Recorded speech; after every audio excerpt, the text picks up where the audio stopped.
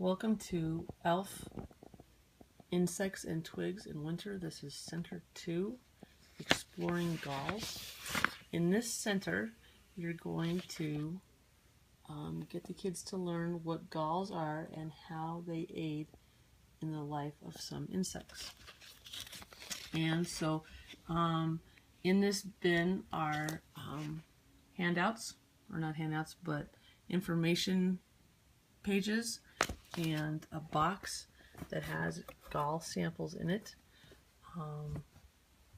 Some willow gall samples that I just got today, magnifying glasses for observing things, and hopefully soon there will be some more galls coming. Before you dive into exploring the galls that we have, which are pretty fabulous, I suggest that you go through these information sheets and learn a little bit about galls yourself and share the information that you think is important for your grade level with the students. So there's this one that gives a great overview of what a gall is and how it's formed. There is this great one, what you might find in a goldenrod ball gall, and it kind of shows the whole life cycle of the gall and how it's formed and who forms it. There is various others, some common galls and their inducers, so the name of the gall and the things that make them, the insects that make them. There is also what do those gall makers look like, so drawings and examples of flies and moths and other insects that make different galls. So there's a plethora of information that you can find in here to help you figure out what galls are. They're really pretty neat. After you've gone over that with the kids, then you can get out this great box that has all kinds of examples of galls in it. And I would recommend giving each student a magnifying glass and then giving each student one of these galls, and you need to leave them in the plastic bags. They're labeled. This one happens to be a raspberry nut gall, and it's made by a wasp. And so I would have the students take turns examining them through the plastic Ziploc with their magnifying glass, looking for different interesting details. Some of them you can find the exit hole on, where the insect climbed its way out. Another great one that's in here, if I could track it down, is the interior view of a goldenrod ball gall, and it shows where the insect lived and ate while it grew from an egg to a pupa and a larva and then hatched out of there. What else do we have here that would be kind of pretty? Here's what the goldenrod ball gall looks like before it's dissected in half. Anyhow, so I would have the students carefully and gently explore these. These are very fragile. In this box at the bottom is a checklist, that an inventory card, and if you could please run through and make sure you've got all 15 different gall samples. And if any are missing, let us know. Or any are broken up, let us know. We do have to return these samples to the place we got them from. So please take as good care of them as you can.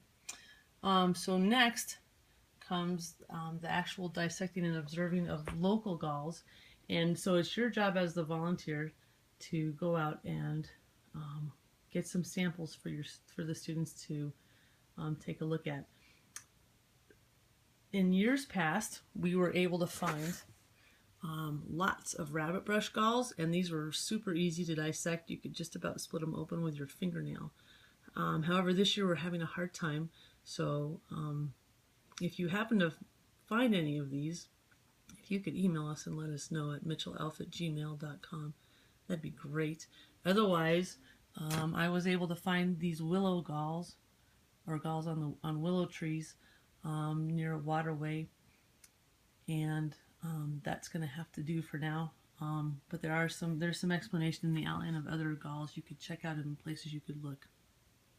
There will be some samples in the ELF closet for you to use, but probably they'll just be enough for 1 or 2 per class, which is not as exciting as getting it to do at least 1 per rotation.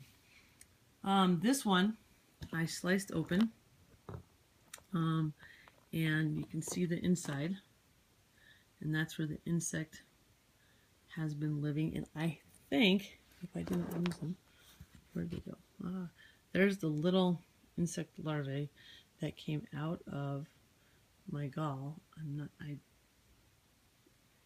also was able to find this other example that's got a great exit hole there. Over, this is an old one from before. So when you go looking, these are what they'll look like when you see them on a branch. And hopefully you'll have some luck. Again, you can email us and ask for help tracking some down if that you're having a hard time. It'd be really great if the kids actually get to see you open one up just for the ooh-ah effect. So, I think that's about it. The X-Acto knife should only be used by adults, and this was pretty hard to cut open, so definitely not a kid cutting open kind of thing. It's an adult cutting open, and I think if you have 1 per class or per rotation, so 4 per class, you should be set. Every kid doesn't need their own, and in fact,